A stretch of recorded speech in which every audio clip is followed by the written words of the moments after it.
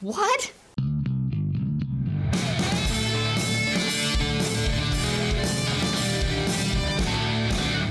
Give us a sign that you want to communicate with us.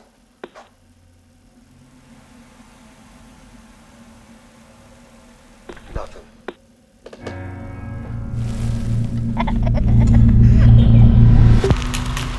What are you guys? Well, we've been called ghost hunters, paranormal researchers. But we prefer to be known simply as Ed and Lorraine Warren. How did you feel about Patrick's portrayal of Ed? Wonderful. Yeah?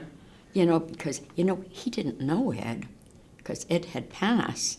He's done a fantastic, even last night when I was listening to him doing something at that theater. Mm-hmm. And I thought, wow, you answered that question very much like Ed would. Yeah, he's done a very good job. And he had what access did he have to? I mean, I know that they had access to your files. And Oh yeah, well the files. Yes. Like, did he see home videos of Ed? Yes. Yes. Yeah? Yes. He did.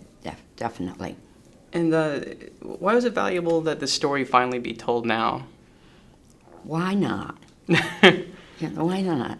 It was a true story. It was a real story, and I think it was important to be told. And are you still involved with the Psychic Research Society? I'm not connected to the Psychic Research Society. Oh, you're not? I'm a psychic, and it's always been natural from the time I was 7 years old in parochial schools. Right. And I still have it. It never goes away. And do you remember your very first experience? Yes, I definitely do. I was probably about 7 years old. I was in a private Catholic girls' school, and I began seeing shadows around people. And I talked to one of the nuns, and I said, Sister, your lights are brighter than Mother Superior. That didn't fly. That didn't fly at all. But that's how it really started. Why? I don't know. My parents, Irish Catholics, and there was no talk about anything like that. And I couldn't talk to other people. I couldn't even talk to my own husband when I met him. I didn't think that he would believe me. And then it was a while after we were married, and we went up to New Hampshire, and we're artists. My husband and I. I've lost my husband. Yes. We were artists, and we were delivering this painting to a man that bought it, that owned this big campgrounds, and we brought it there. And I said, I think this is where the Ocean-born Mary house is. I said, it's up on a hill around here someplace.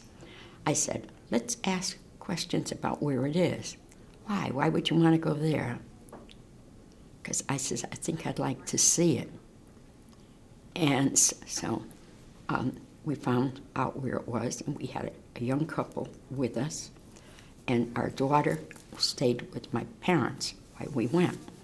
And when we got up that hill, this big steep dirt road, and I said, I'll go up and knock on the door. There was something, I don't know what it is. I wasn't afraid. I think my faith has always been my protection. And that being said, I felt that's why I'm still here. And so what I did, it gets teary at times to piece all these things together. I went and knocked at the door, and this elderly man came, and he says, hello, how are you? And I asked him by name. He says, yes. And I said, I understand you have ghosts in your home. Oh, yes. I said, could I come in and talk to you? He says, sure, would you like to come in and talk with me? He says, we can go in the room where the fireplace is. It's going to be warmer. I says, I have my husband with me and a couple. Bring them in. So I did. I brought them in, and I sat there,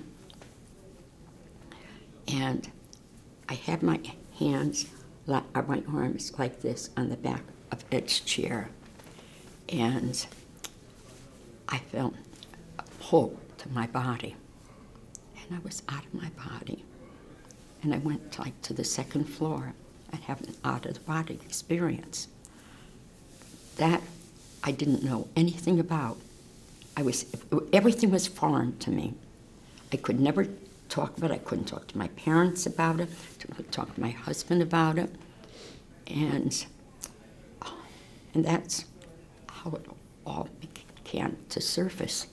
So he picked me up, and he put me on, he just went and sat on the porch with me outside this house. He said, what happened? I said, it's haunted. I said, there's ghosts in this house.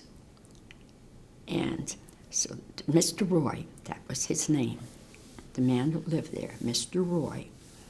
And he came out and he said, your wife is going to be all right. And he says, well, what happened to her? He said, and he explained it. He explained it to my husband, who I could not really explain it quite so that good. And that's how it really, and then from then on, things kept building and building and building. And then I went, Dr. Thelma Moss was doing research on people who had experiences of that sort, and Dr. Johnson out at UCLA, and I was invited out there, and I went, and it said, I don't know why you're doing this. I says, you don't know why? I said, you can come with me if you want. And he said, you mean you would go by yourself? I says, I don't want to go by myself. And so, well, why are you doing it? I said, because I really want to know who I am. Look what she made me do.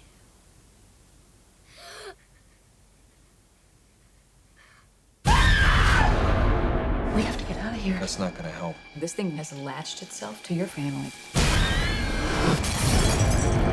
Father, we never seen nothing like this. I'm coming with you. No way. I can't lose you. There's a lady in a dirty nightgown that I see in my dreams. She's standing in front of my mom's bed.